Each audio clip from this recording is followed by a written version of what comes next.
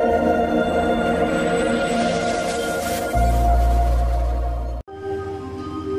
दुर्गा जेते ना ता भीतर गोटे ना होउछथि माँ तारिणी। माँ को ना तारिणी कहीं है समस्त दुखरु जे परित्राण करती ना तारिणी। मनुष्य केते प्रकार दुख अछि आध्यात्मिक आदि दैविक आदि भौतिक ए त्रितापरु ए तीनोटी तापरु हमको रक्षा करथलो ना हैला तारिणी। दुर्गा सप्तशती चंडीर अर्गणा स्तोत्र रे सप्तशती चंडीर प्रथम अर्गण स्तोत्र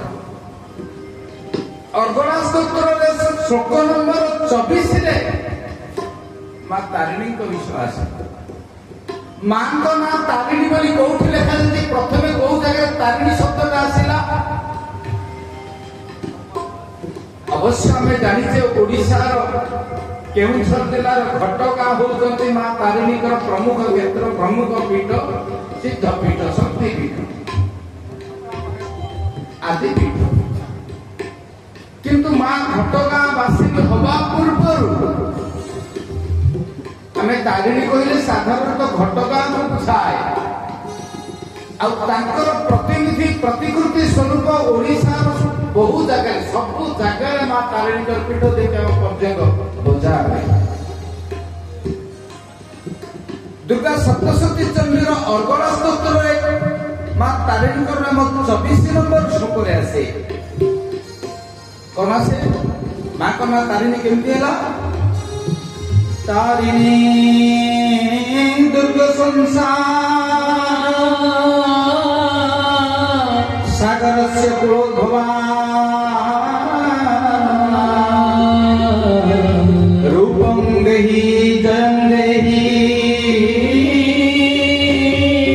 जसो देहि दिशो देहि रूपं देहि जसो देहि रूपं देहि जयं देहि जसो देहि दिशो देहि रूपं देहि जयं देहि जसो देहि दिशो देहि नुहे दिशो जहि। अनेक बेले ए प्रश्नटी आसे ए संतान आमे समस्ते केवल मां को मागुचे केही बापा को मागंतेनी किछि ए संसार रे कोनोसी मनुष्य बापा को तो केही विशेष मागंतेनी मागंती मां जति बापा को किछि हासिल करबा को हुए त आग मां कान रे कथाटा पकई देले से बापा को कहि के हमको देई देबे। आमे साधारणतः बापा को कहया पे बेसी पसंद करूने जति कि मां को पाए और जुगे जुगे ए संतान में मां को गुहारी करने मां तारिणी को दुर्गा सप्तशती चंडीर 24 नंबर श्लोक रे कथा संधि हे मां तारिणी ए संसार दुर्गम संसार मते उद्धार करबा सागरस्य कूले भवा ए संसार रूपक पाराबार संसार रूपक सागर दिशाहीन दिगहीन कूल मु आपण कृपा को अपेक्षा करी मां एटी किसी थल नहीं एटी किसी कूल ना हे मां मो शून्य झोली रे मो शून्य थाल रे रूपम देहि मते भल रूपटी दियो को रूप एटी साधारणतः चंडीर एई श्लोक को रूपम देहि कहले मनुष्य जो रूप चाहे से रूप से एटी प्रार्थना करूना रूपम देहि को रूप को चाहते संसार में चारिटा रूप होती अति दुर्लभ संसार में चारिटा रूप को भगवान भल ସେଇ ଭଗବାନ ଭଲ ପାଉଥିବା ସେଇ ଚାରିଟା ରୂପକୁ ତୁ ଦେ ମତେ ମା ତାରିଣୀ। କିନ୍ତୁ ସାଧାରଣ ଦୃଷ୍ଟିରେ ଆମେ ବୁଝେ ମତେ ବି ସୁନ୍ଦର ରୂପ ଦେ, ମୋ ପୁଅ ହୁଏ ବା ଝିଅ ହୁଏ। ସପ୍ତଶତୀ ଚଣ୍ଡୀ ସେଇଆ କହିନାହାନ୍ତି। କୋଉ ରୂପକୁ କହିଛନ୍ତି? କୋକିଳାନାସ୍ୱର ରୂପ ନାରୀ ରୂପଂ ପତିବ୍ରତା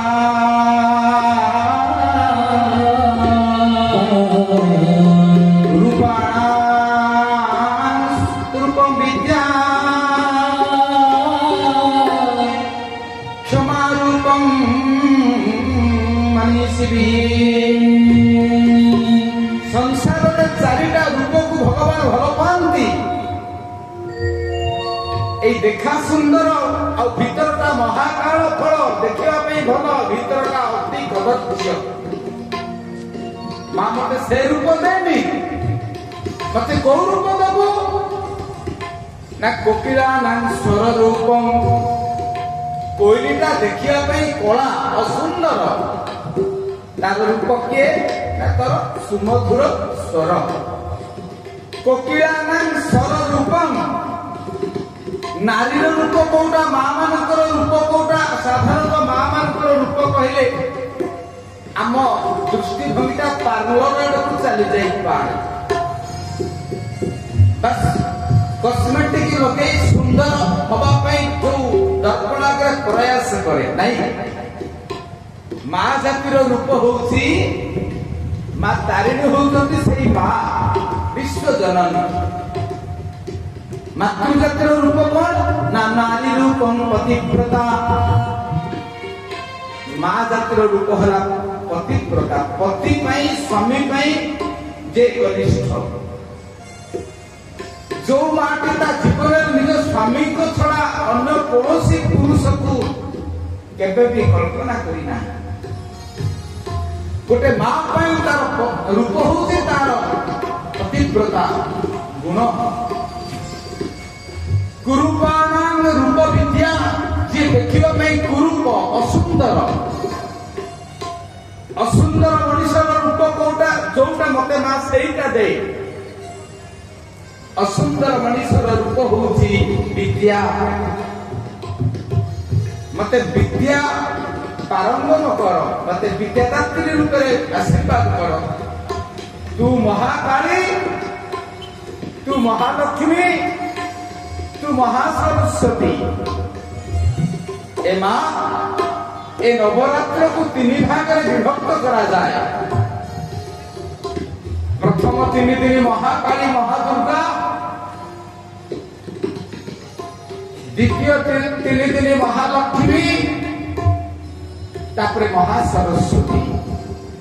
ତୁ ହଉଛୁ ଲକ୍ଷ୍ମୀ, ତୁ ହଉଛୁ ଦୁର୍ଗା, ତୁ ହଉଛୁ ସରସ୍ୱତୀ, ବିଦ୍ୟାର ଅଧିଷ୍ଠାତ୍ରୀ ଦେବୀ।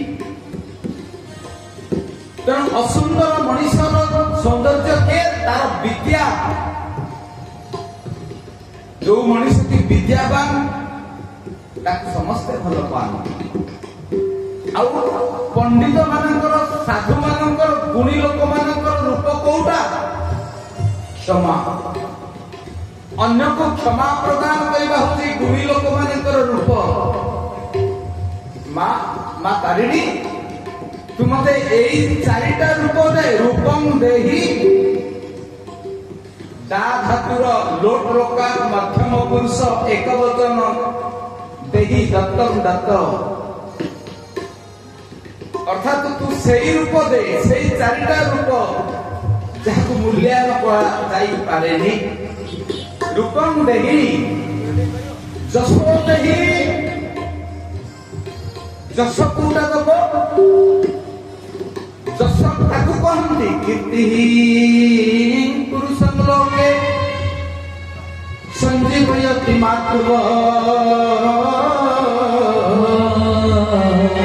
ଅକୀର୍ତ୍ତି ପୁରୁଷଂ ହନ୍ତି ଜୀବିତ ଶରୀରିଣ।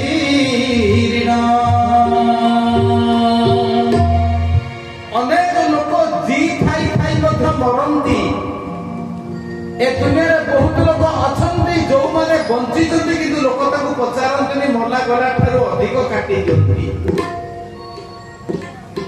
संसार में किए बचे कहार मृत्यु ना संसार में कीर्तिमान लोकर मृत्यु ना जी थिला बेले लोक मन पकाती मरीगला भी लोक मन पकाउछंती पुरी जगन्नाथ मंदिर निर्माता राजा इंद्रदेव केबेठु चली गले एबे भी संसार तांको मने पका जगन्नाथ मंदिर निर्माता कहिले तांकर को अंगुली आपे आपे चली जाए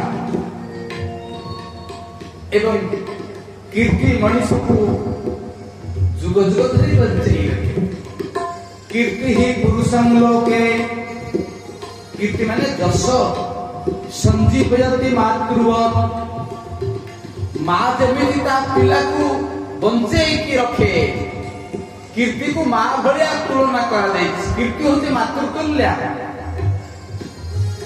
माँ ता पिला को बंचई रखिबा परे हे जगत जननी मते तू जस दे ए जस देह रे मो आयुष्मान हे की बंचे आयुष्मान शब्दर अर्थ बंचिबा नुहे पार्थिव शरीर बंचिबा को आयुष्मान कहने आयुष्मान शब्दर अर्थ जे जी थाउ थाउ बंचे मरी गला परे भी बंचे अर्थात जस मनुष्य को बंचे की रखे आउ गोटे से मनुष्य को जी थाउ थाउ मारी दिए से के अकीर्ति खराब काम करी समाज रे प्रत्याख्यात बदनाम होइता मनुष्यटा को समस्त घृणा करती कहीं पचारती नहीं अकीर्ति पुरुष हंती हंती शब्द मारिबा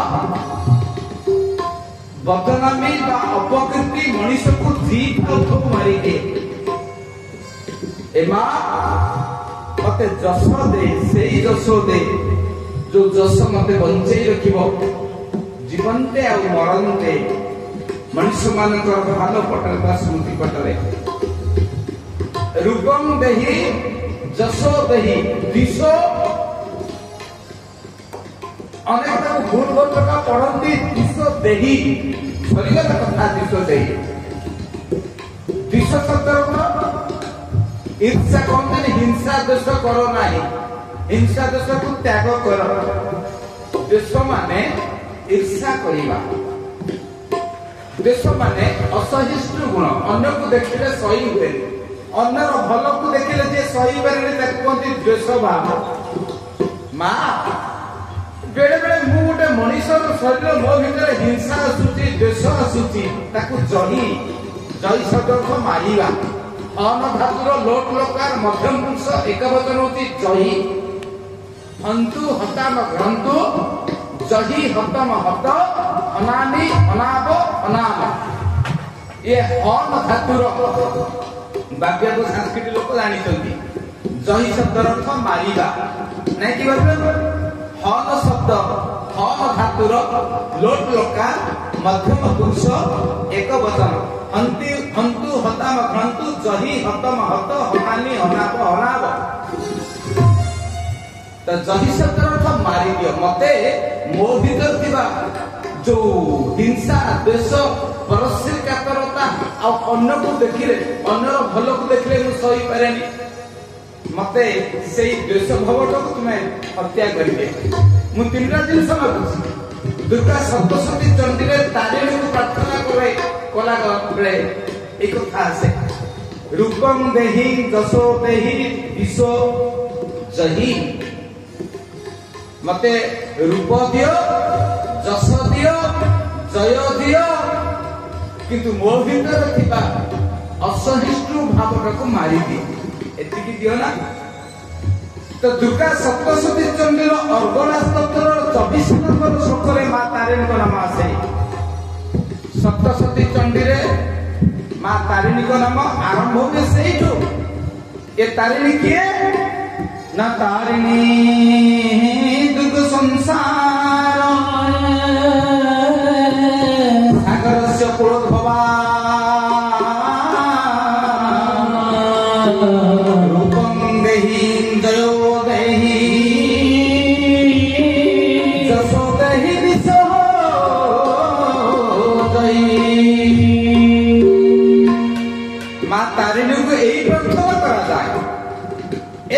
समस्त कथा तीनोटी घाट रे देवी भागवत आरंभ होइछन्ति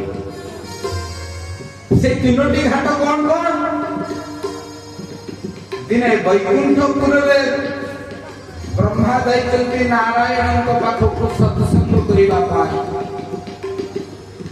गोलोकाधिपति साकेताधिपति वैकुंठाधिपति नारायण वेदवती ब्रह्मा को सप्तशती चंडी मां विषय कहते द्वितीय घाट होती व्यास वेद व्यास अष्टादश पुराण भितर लिखिले देवी भागवत भागवत लिखिले व्यास पुणी लिखिले देवी भागवत लिखिले व्यास भागवत और देवी भागवत भितर तफात कौन ना भागवत रे 18,000 श्लोक 332 अध्याय 12टी स्कंध रे श्री शुक परीक्षित संवाद रे भागवत आरंभ होइछन्ति जे भागवत रे भगवान 24 अवतार रो कथा आ दशम स्कंद एकादश स्कंद रे कृष्ण नारायण रो कथा वर्णित होइछ एवं देवी भागवत रे आरंभ होइछि देवी को नहीं दुर्गा को केंद्र करी समस्त कथा ए सृष्टि सर्जन ठारू सृष्टि प्रलय पर्यंत सृष्टि संहार पर्यंत मां देवी दुर्गा समस्त कीर्तिर समस्त कथा बा समस्त लीला कथा देवी भागवत रे वर्णित होइता ना देवी भागवत सेठी परीक्षित सुनितंती भागवत एठी परीक्षितंकर पुत्र जन्मेजय सुनते देवी भागवत से बापा और से पुओ धन्य कारण परीक्षितंक पई भागवत मनीष हाथ को आसीला परीक्षितंकर पुत्र जन्मेजय पई देवी भागवत मनीष हाथ को आसीला बापा देले गोटे भागवत पुओ देले गोटे भागवत जन्मेजय को पई देवी भागवत ए मरधाम को आसी तृतीय घाट रे सप्तशती चंडी रे तृतीय घाट रो कथा लिखा जाय छै मेधस ऋषि जाको मेधा ऋषि बोली कुआ जाय मेधस ऋषि राज्य हरैथिबा राजा सुरथ जे गोटे मनवंतर रे साबर्णी को मनु हेइथिले ये होते से राजा सुरथ जे चंडी पाठ करी मां दुर्गा को संतुष्ट करी एवं मां दुर्गा पूजा अर्चना करी से जोड़िए पद पाइथिले तांको जीवन भितरे साबर्णी मनु हेइथिले पृथ्वी रे 14 जन मनु आसीछन्ति जगत को राजत्व करिया पे 14टा मनवंतर भागवत अष्टम स्कंद रे कथा सुनती से गोटे मनु हेइथिले ताको ना हेतला साबर्णी मनु बा साबर्णिक मनु आउ गोटे थर से हेइथिले इंद्रपद पाइथिले से दीटा पद भी पाइथिले साबर्णी मनु और इंद्रपद एई राजा सुरथ होतंती देवी साधक चैत्र वंश रे तांकर जन्म चैत्र वंश रे एवं दुर्गा का विषय से जानबा को पाइले काहू ना देवी साधक मेध ऋषि कथा आउ जने हेले समाधि नामक वैश्य दुर्गा सप्तशती चंडी रे राजा सुरथ और समाधि वैश्य होतंती श्रोता वक्ता होतंती मेधस ऋषि परम मातृउपासक तीनोटी घाट रे देवी भागवत बा सप्तशती चंडी आरंभ होइछन नारायण कहउछन्ति ब्रह्मा को वेद व्यास कहउछन्ति जन्मजय को पुणे एमिति देखंतु एमिति ओने संजोग दे वेद व्यास परीक्षितंक पुओ को कहिले वेद व्यासंकर पुत्र श्री सुखदेव परीक्षित जन्मजय बापा को कहिले अर्थात एठी गोटे बापा गोटे पुओ को कहउती वेद व्यास कहउछन्ति जन्मजय को देवी भागवत किंतु वेदव्यासक पुओ कहउचंती ए पुओर बापा को जन्मेजयर बापा को परीक्षित भागवत। तो तीनोटे घाटरे भागवत ब्रह्मा नारायण ब्रह्मा संवाद, व्यास जन्मेजय संवाद एवं मेधस ऋषि सुरथ और समाधि वैश्य संवाद। तीनोटी संवाद रे दुर्गा सप्तशती बा देवी भागवत आरंभ होइछन। ए सुरथ किए स्वरचिसो अंतरे पूर्वम चैत्रवंश समुद्भव सुरथ नाम राजा भू समस्त क्षिति मंडले। क्षिति माने पृथ्वी, सीता को नाम होती क्षिति सूता, पृथ्वी सूता। सारा पृथ्वीर सम्राट थिले किए ना राजा सुरथ। जेतेबेले 14 मनुको भितरु 36 मनु राजूति करुथिले सेतेबेले राजा सुरथ प्रतापशाली पराक्रमशाली। मां माने बापा माने ए संसार रे केही सुखरे सबुदिने रहंदिनी कि दुखरे सबुदिने रहंदी ना।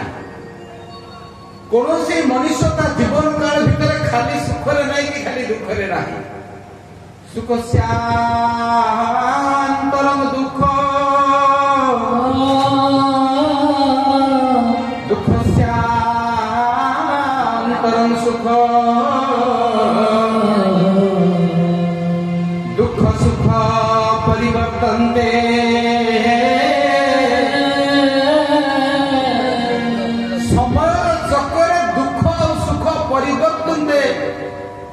चक्रवत परिवर्तनते दुखानी च सुखानी। आज दुख काली सुख, सुख कौन पाई आसे दुख कौन पाई आसे। मनुष्य कहीं दुख पाए कहीं सुख पाए। लिखिले भगवत गीता रे सुख से दुख से न कोपि दाता